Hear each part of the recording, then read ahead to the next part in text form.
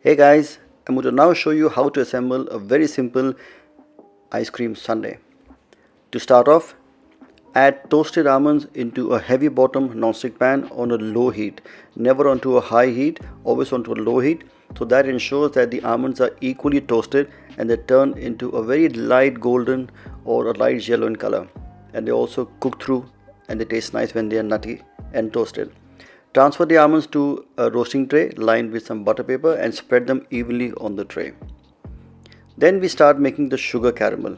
For that, in the same pan on a very low heat, we add the white sugar and we lightly cook the sugar. Never stir the sugar with a spoon. On this pan, you can swirl the sugar, is fine, but cook on a low heat till the sugar melts and turns into a light golden caramel. Pour this sugar caramel on top of the almonds in the drizzle form, so in that way all the sugar sticks on to the toasted almonds, and when it cools it becomes nice and firm and brittle, very crunchy to eat. Garnish them with some dried rose petals.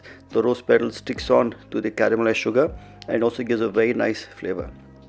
To assemble it, I've taken a large wine glass and put in crumbled chocolate cake, a recipe which I have shared earlier with you on my previous post on the YouTube channel.